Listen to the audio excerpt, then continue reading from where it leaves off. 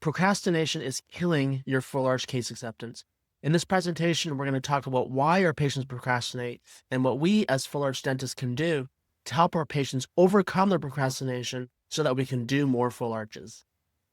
This is the full arch paradox. You see it every week. Patients with train wreck mouths, years of problems, maybe pain, definitely embarrassed. They finally make it to your chair, desperate for help. They love the all-in-four solution you present, and then poof, they just vanish. They say things like, "Let me think about it," or "I'll get back to you later." Have you ever stopped to think about why? Most dentists will blame price.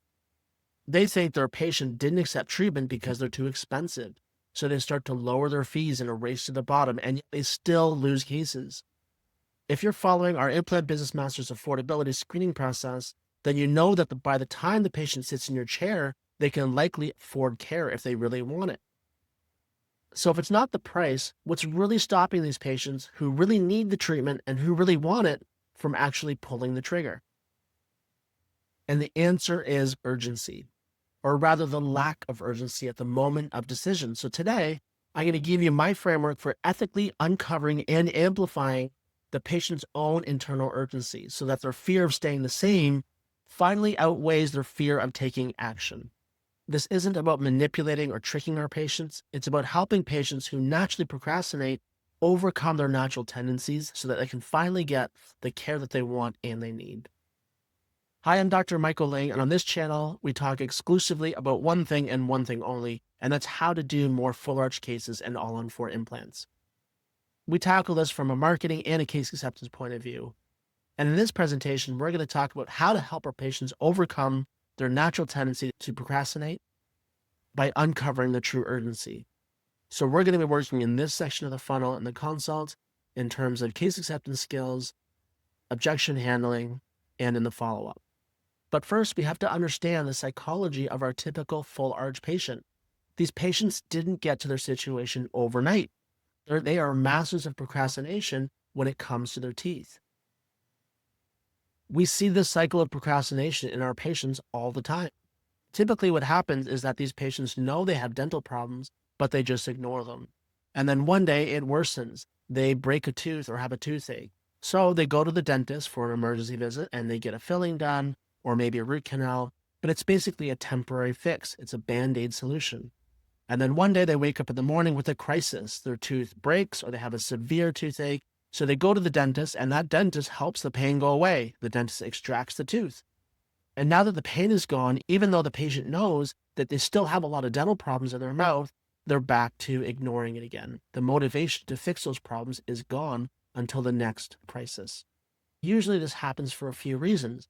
First, these patients typically have really bad experiences in the past. They have childhood trauma of visiting the dentist, or maybe sometimes even as adults. Sometimes it's from physical pain, where they had a really uncomfortable visit that's keeping them away from the dentist. Other times it's psychological or emotional pain. They've been to dentists before who made them feel judged, who made them feel lectured, who didn't make them feel very good about their situation. So if every time you went to the dentist, that dentist made you feel bad about yourself, why would you want to keep going? So these patients just stop. Another reason why they procrastinate is because they normalize their problems. We as dentists know it's not normal for your teeth to hurt. It's not normal for your teeth to be loose. It's not normal for your gums to bleed. But if that's all you know, and your teeth always hurt, they're always loose, and your gums always bleed, then that becomes your normal. And for a lot of these patients who are suffering with these problems chronically, they just get used to these situations. And lastly, the motivation to fix these problems is only temporary. Usually it's driven by fear or by pain, but that pain goes away. And if a patient wakes up with a really bad toothache and they can't go to work, then they're motivated to call the dentist and get that toothache fixed. But as soon as that pain goes away, the motivation is gone, even if the problem still exists. So how does that cycle of procrastination impact our full arch patients? Think about the incredible number of hurdles that a patient has to jump over just to sit in your chair.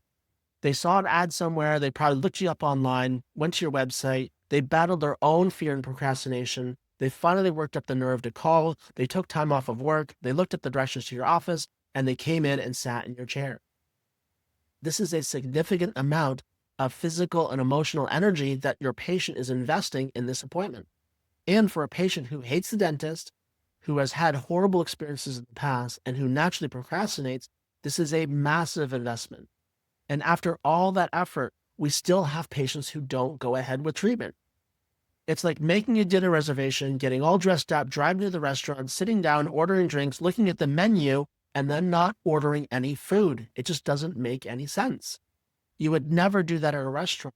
So why do our full arch patients jump through all these hoops, sit down face to face with us, view our menu, and then choose not to order anything? And in my opinion, it's a lack of urgency. One of my favorite marketers is Dan Kennedy, and what he said is that most people treat urgency like a last-minute sales tactic, using things like limited time offers.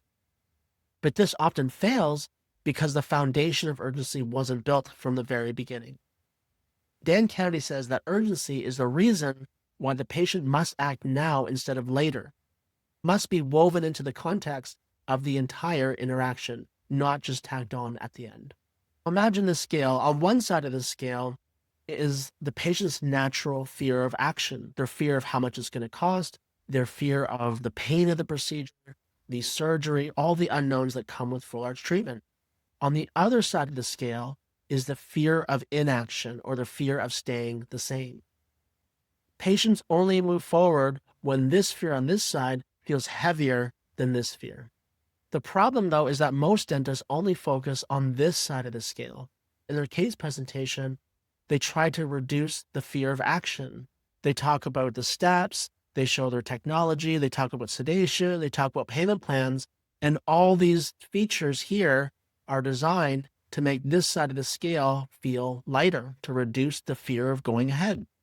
And these are really important details, but the problem is they only address the one side of the scale and not the other. So if you want to close more full arch patients, you need to work on both sides of the scale. Yes, you have to reduce the fear of taking action, but you can also strategically and ethically amplify the fear of staying the same by uncovering and reinforcing the patient's existing urgency. In this next section, we're going to talk about how to uncover and amplify urgency for large patients. The first is to use urgency-focused testimonials. Now, I know a lot of you full arch docs are great at getting before and after photos and getting written or even video testimonials from your patients, and those are amazing. But most of the testimonials that I see are pretty standard. The patient says things like, oh, the doctor was really nice and gentle, the team was so friendly, I felt so comfortable, I'm really happy with the way my smile turned out, I can eat apples and steak now, and I don't have to wear my dentures. And all that is great. That's a fantastic testimonial. But you can take this a step further by adding urgency to your testimonials so that your past patients can address the procrastination issue directly with your new patients. And the way that you do this is to get your testimonial patients to articulate the cost of waiting in their own words, because this resonates very deeply with your prospects. So in our office, when we do testimonial videos, we have a set list of questions that we ask our patients because we're looking for very specific answers. And in particular, when we want the patient to focus on urgency, we'll ask questions like this. We'll say something like, how long ago did you start even considering doing something about your teeth? And looking back, knowing what you know now, is it fair to say you wish you had done this 10 years earlier? If you had done it 10 years ago, what difference can you picture this making for you in your day-to-day life over the past 10 years? And if there was someone sitting right here in front of you with really bad teeth and who desperately needed help, but they were on the fence about taking action, what would you say to that person? And if you ask these questions, this helps your patients really draw out these stories and to address the procrastination head on. But don't forget to be the director. Patients who agree to do a testimonial really want to be helpful, but they just don't know exactly what you're looking for. So when you ask a question like this and you say, looking back, knowing what you know now, is it fair to say you wish you had done this 10 years ago? 100% of your patients are going to say yes, but that doesn't make a very good testimonial video. So if they reply with yes, then we follow up with something like, okay, Mrs. Jones, would you mind saying that in a sentence? Could you say to the camera something like, my only regret is I wish I'd done this 10 years ago. And of course, use your own words to make it feel authentic to you. But then you get your patient saying a full, coherent sentence that you can use in these testimonial videos. And same thing for this next question. If you ask this question and the patient says something like, I could have enjoyed a lot more family vacations and photos, which is a fantastic answer, but it's not really usable in a video. So you, as the director, have to help your subject. So what I would say to the patient is, Mrs. Jones, that's a great answer. Now, would you mind just phrasing that in a whole sentence? So you could say something like, if I had done this 10 years ago, then I can picture myself enjoying 10 years more of vacations with my family and all the photos and memories that I would have had if I had my new smile for those 10 years. So if you want to get urgency-focused testimonials, ask your patient these questions, and then when they answer those questions, direct them to phrase those answers in a way that's more useful for your video. And once you have a library of these videos, you should blast them everywhere as often as possible. You can put them all over your website, your social media, slideshows in your office. You can send them to your consult patients before and after their consult. The goal of these videos is to get your prospects thinking that waiting equals regret. And now we're going to talk about how to uncover true urgency throughout your consult using the why now framework. Now, remember, this is not about manipulation or creating fake urgency. I don't like to use scare tactics or try to trick patients. We're not creating urgency. We're not trying to convince the patient that they should go ahead. We're only uncovering the urgency that already exists. Think of it like detective work. You have to peel back the layers of the onion because something specific pushed this procrastinating patient into your chair today. Your job is to find that reason because too many dentists jump from the problem to solution. They meet a patient who says they have a loose denture, and the dentist is too eager to jump into solutions and talking about all the amazing ways that we can help this patient get rid of the loose denture. So that dentist never fully understands the patient's true motivation and therefore is unable to uncover their true urgency. And if you can't uncover the true urgency, then you can't help to amplify that urgency. And that dentist only works on one side of the scale, reducing the fear of action. They don't have the information or the emotional connection necessary to work on the other side of the scale, which is increasing the fear of inaction. It's critical to resist the urge to jump into solutions until you understand the true fear and motivation. Instead of jumping into solutions, stay in the question until you get to the deepest layer, which is what are they afraid of happening next? Because this is the real reason the patient came to see you. Nobody wants an implant. Nobody wants a full arch. What they actually want is freedom from some internal fear. These patients are terrified of their situation, but they're even more terrified about what might happen next to them. And that's our job, to dig deeper, peel back the layers of the onion until we discover their true fear and motivation. And we do that by asking the right questions. If a patient tells you that they're getting tired of their loose partials, that's not enough information. We have to stay in the question and dig deeper. And you can do that by asking something like, Mrs. Jones, you mentioned you've been dealing with this loose denture for 15 years. I'm just curious, what made you decide now was the time to look into solutions? Did something specific happen to you recently that made you make this appointment? And a typical response from the patient would be something like, my denture is not the greatest, it's fine, until that front tooth broke, and now my denture barely stays in. And again, as dentists, we know how the story is going to turn out. We've taken a peek at the x-rays. We know this is a slam dunk full arch case, and it can be really tempting to start jumping into solutions, telling Mrs. Jones all the wonderful things that implants and All-in-4 can do to change her life. But we're not ready yet. We have to stay in the question.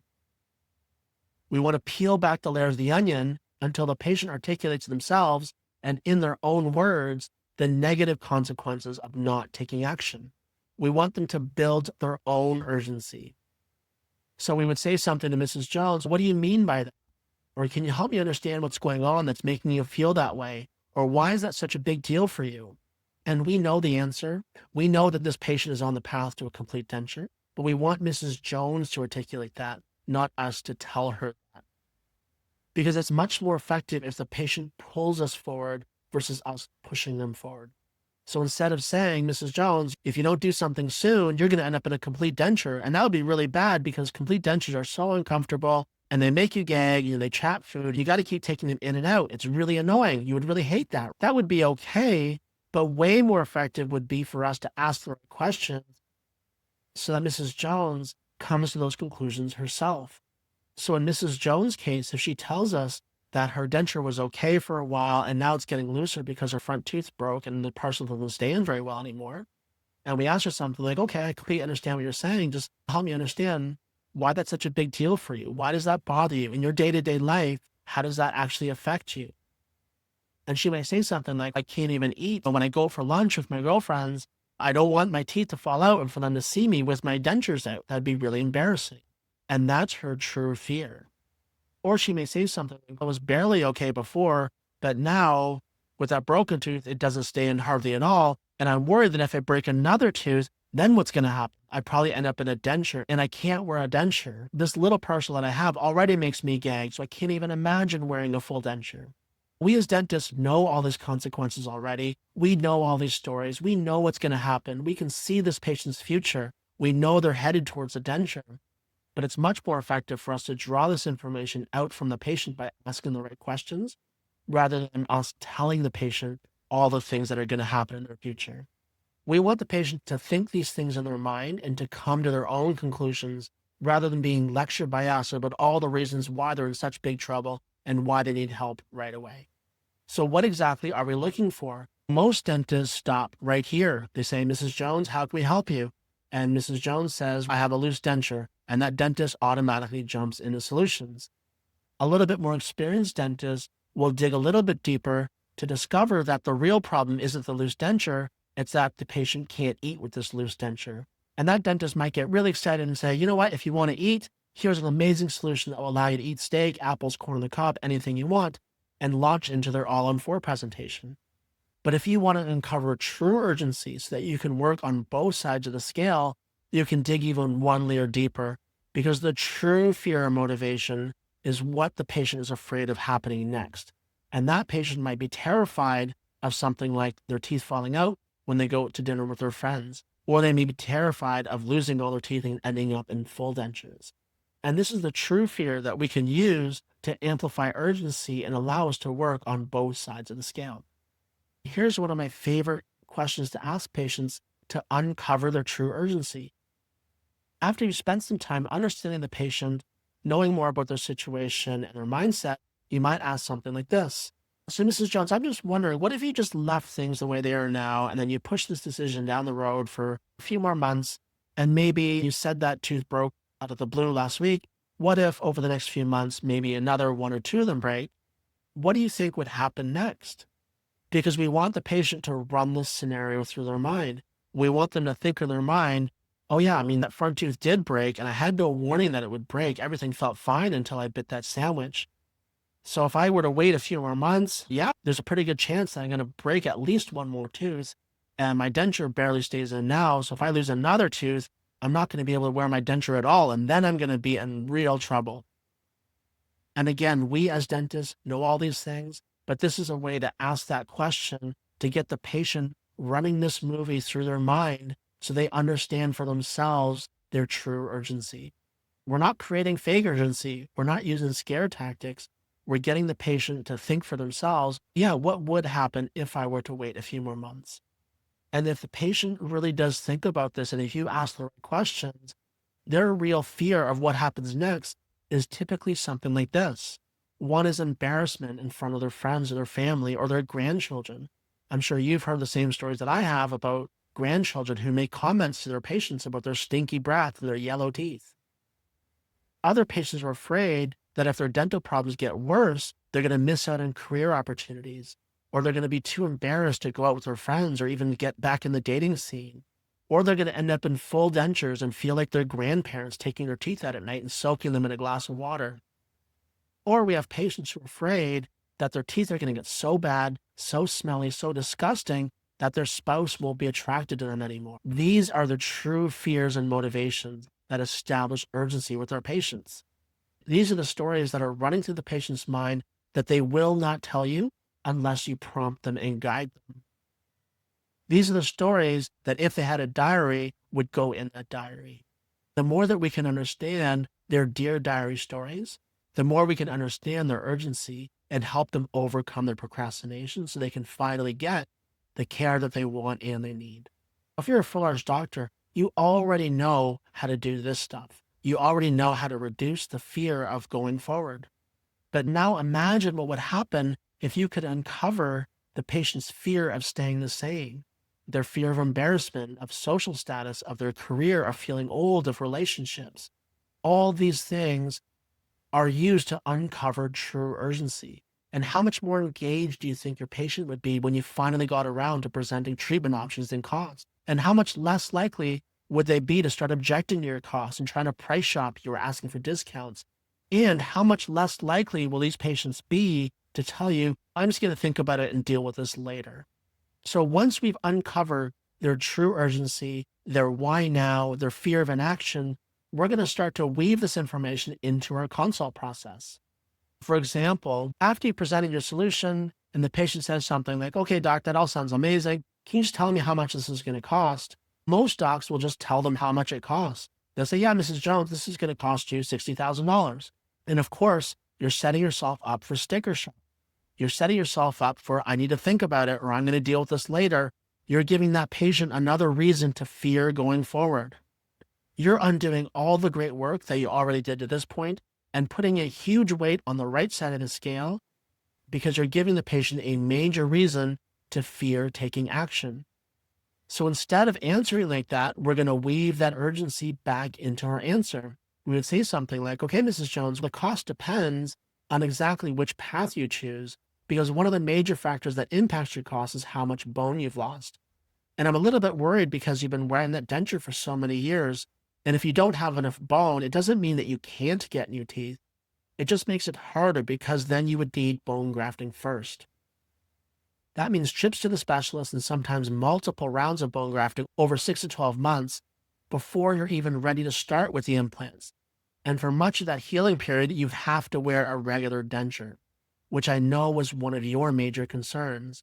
And by the time you pay the specialist and then pay me, this is when people end up spending $60,000 to $70,000 on their new teeth. The good news is that if you do have enough bone, you can skip all that.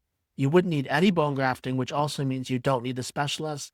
It's far less work, time, and surgeries, and therefore costs you less, about $30,000 instead of $60,000. And I can do the whole thing for you right here in a single day, so you never have to wear a loose denture for even one day. And the last option is just to push this down the road until later. The risk is that you have a history of breaking teeth off without any warning. And like you told me already, if you lose even one more tooth, then your denture won't fit anymore and you're going to end up in a full denture. It would cost you about $10,000. And on top of that, you'd have to deal with the roof of your mouth being covered with the thick plastic, taking your teeth out at night, and all the things you told me you hated about the idea of needing dentures. Notice how this presentation is quite a bit longer, and it isn't just about the price. It reinforces the urgency by reminding the patient of the alternative options that they told you already they desperately wanted to avoid. Things like dentures, things like visiting specialists and extra surgeries and long waits for healing. It anchors both the cost and the negative consequences of other options and makes taking action seem like the obvious choice. Here's one more example of how you can weave this urgency into your consult process. Let's say at the end of your consultation, the patient doesn't commit, so your treatment coordinator is going to follow up with them next week. And the typical treatment coordinator will call them, leave some sort of voicemail that says something like, hey, Mrs. Jones, I'm just calling to follow up on your consult from last week and see if you had any questions. Can you please give me a call? And of course, they're going to have next to zero success with this type of voicemail. So instead, what you can do is weave that urgency back into the message. And I would have my treatment coordinator say something like, hi, Mrs. Jones. The last time we spoke, you were telling me about the problems you've been having with your denture and how your front tooth broke out of the blue and now your denture is really loose and you're hoping for something stronger so you don't have to worry about taking your teeth out in front of your friends.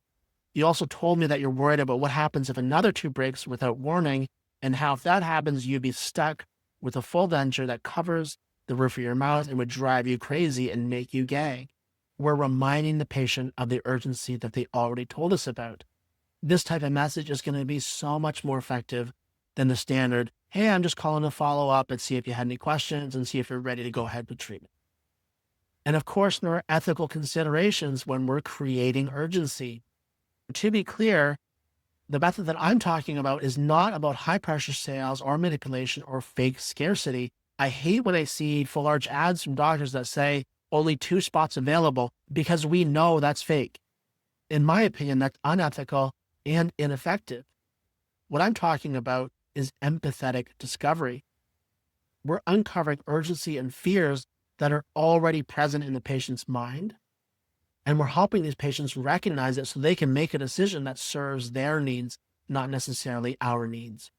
Procrastination is the biggest killer of full arch consults, and by mastering the art of uncovering and reinforcing urgency, you can help your patients overcome their natural tendency to procrastinate so they can get the care that they want and need right now.